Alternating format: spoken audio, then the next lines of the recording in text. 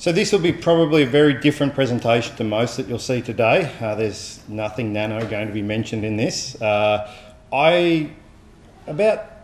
15 years ago, I really looked at some of the research I was doing. I said to myself, what do I want to do? I really want to make a difference in my life, and I want my research to actually get out there and to be impactful to people. And so I hope that this really covers off the people theme. MotoCAP. This is our laboratory at Deakin University, which is in the fibres hub of ANFF, and some of the equipment in this space is bookable under the ANFF project. Farouk, who's one of my colleagues in next door, is talking about one of our other projects, which is the country road project that we're doing at the moment. Knock him up and talk to him about what he's doing there. Why am I in this space?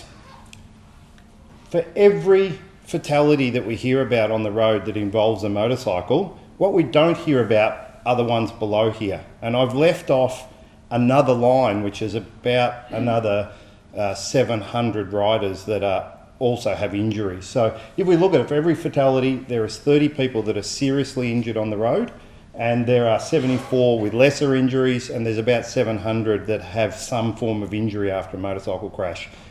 So those are quite large numbers when we look at the number of people that are out there riding motorcycles. If we look, another big problem in the space is the failure rate of motorcycle protective gear.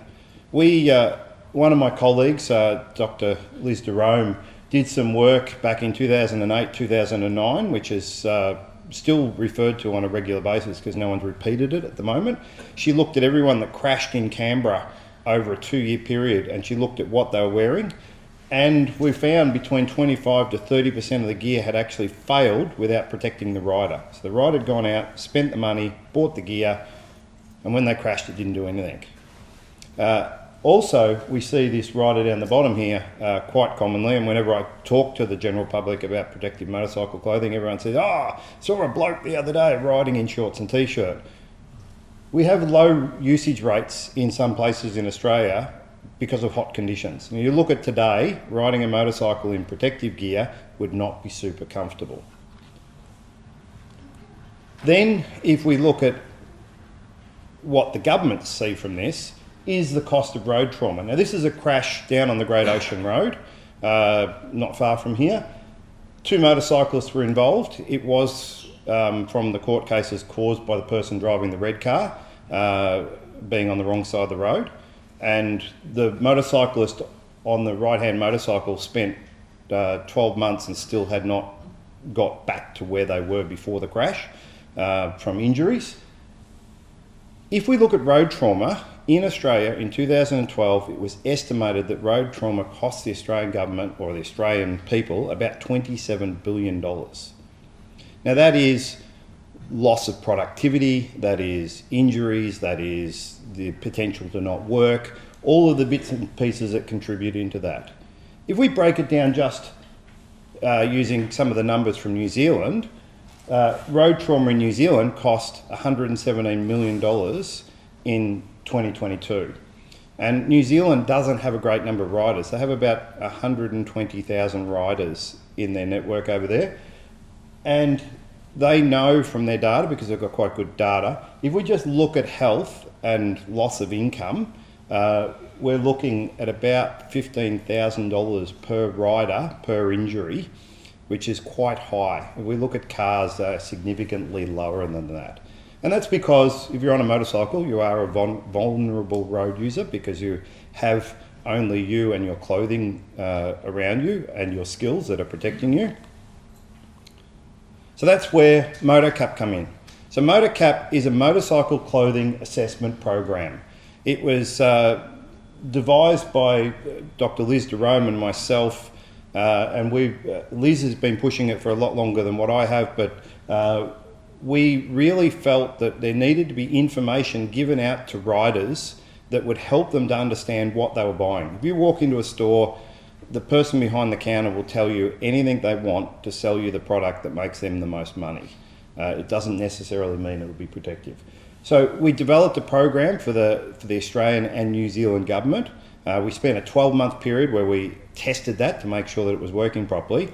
And about 5.5 years ago, we went live with the results. And they're all up on the MotoCAP website. Top image on the right-hand side is what the website looks like. We have approximately 10,000 people looking at the website a month, and we can track what they're looking at and where they're going.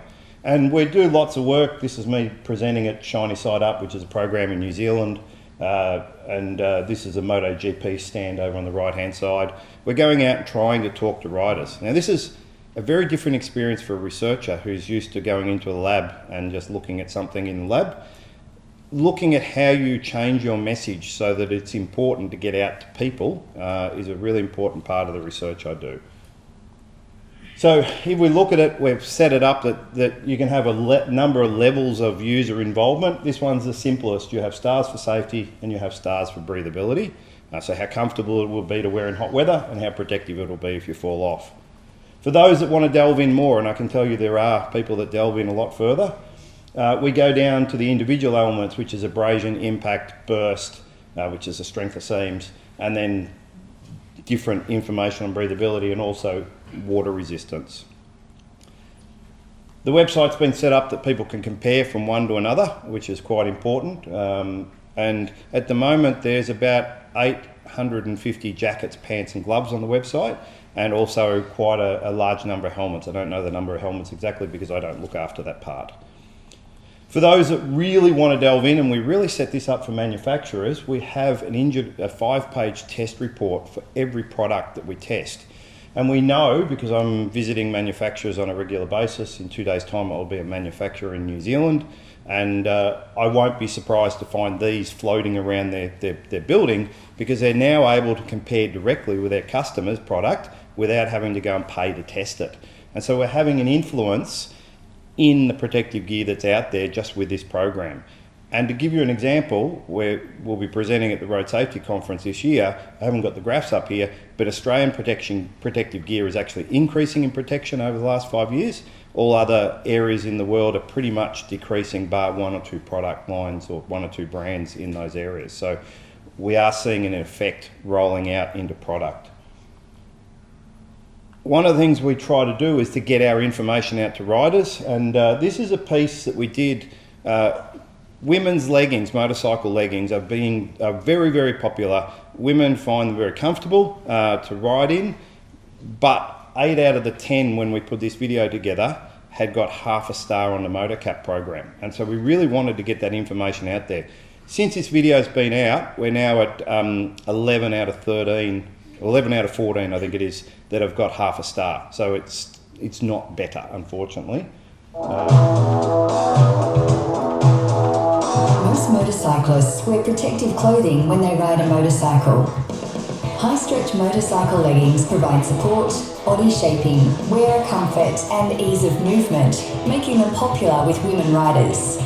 7 out of 10 protective motorcycle leggings tested by MotoCAP have only achieved half a star for protection. Low-performing leggings abrade away well before the slide is over, letting the road surface bite into your legs. Seams can burst open, exposing the wearer's body to the road. Some leggings have no hip and or knee impact protection, causing the force of a crash to smash a rider's body. Use MotoCAP to choose the right gear for your ride. Choose the right gear for your ride. So it's trying to get that message out there. It took us some period of time and some mess in the laboratory to come up with that chalk test, for instance, to try and show how good an impact protector was. Because the standard test uses a load cell, but that doesn't convey a great amount out to the average rider that these things make a difference. We tried grapefruit and lemons and all sorts of different things until we finally got the chalk system just to be able to show that this is effective. Other things that we're doing that come out of the MotoCAP program is the additional research we're doing for different groups. The guide for manufacturers, which is available on the MotoCAP website, was funded by the Department of Transport and also Transport for New South Wales. And this is a 104-page guide out there of our research to tell manufacturers how to make good gear. And this is stuff that we've learnt from our laboratory experiments, but also from looking at so many pieces of gear when we've done testing. Wei, who's over on the far right-hand side, is continuing to do this research as part of the Future Fibres Research Hub that we have, and we've got a 5-year program with Transport for New South Wales and Department of Transport and Planning here in Victoria. And this abrasion test rig that you can see on the back of the car here is the only one in the world. It's been to New Zealand, it's been to the UK, and this enables us to test how the road surfaces perform versus the laboratory machine. And we're in the process of building another one of these at the moment for a third party that would like to have one. And so, takeaway message of all this is motorcycle trauma or even road trauma has a high financial and social cost to us in Australia, but also this is worldwide. MotoCAP is trying to provide independent advice to riders when they go out to buy clothes. We don't want to tell them you will wear this, we want to give them the advice that they can make the correct decisions. And then continued information to riders is one way to educate and reduce costs. And we know this because in New Zealand they have a program called Ride Forever, where they bring riders in, they train them, and if you've done the Ride Forever program, you're 57% less likely to be involved in a crash than if you haven't done the program. And that's evened out to make sure that it's not including the ones that would just go out and seek help rather than the risk takers. And so we know that giving information to riders to make the right decisions is really important. So that's it. I'll finish with a photo of motorcycles because that's one of my loves as well. So thank you.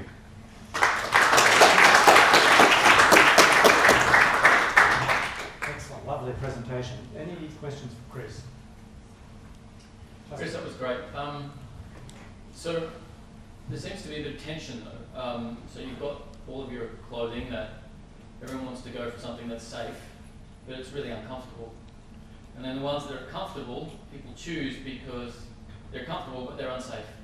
So you can have safety and comfort. That is definitely clear from the testing we've done, the research that we've done, which is another reason why we've written the guide for manufacturers.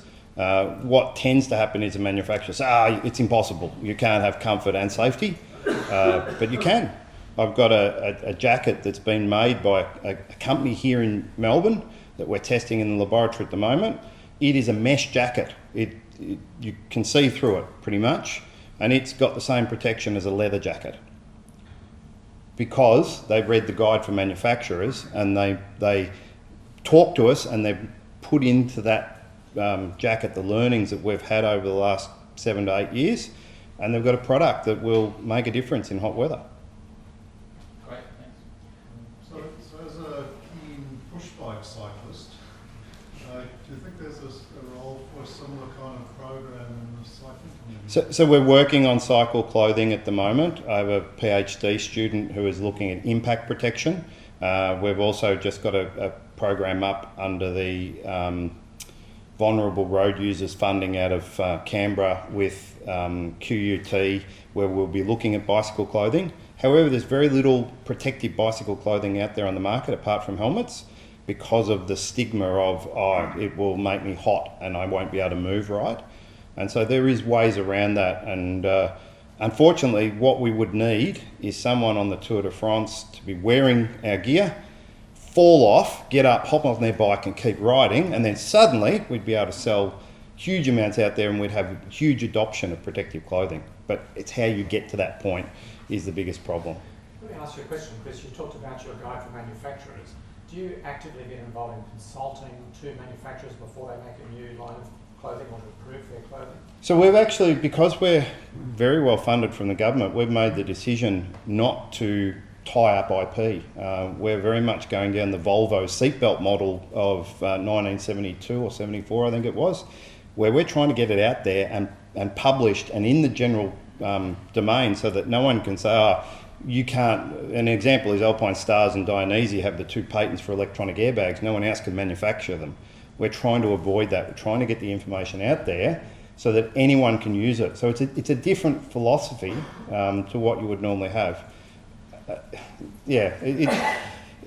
for me, it's how we can make a difference, and if over the next 10 years or 15 years we see the road toll or the injuries for motorcyclists go down, then hopefully we'll have contributed something to the world. Thanks, Chris. We'll need to move on. We're going to run out of time, but you can ask questions afterwards. Now, sorry, I'm going to have to leave in a minute because I've got a flight to New Zealand this afternoon. We need to touch bases with that person, so thanks, Chris.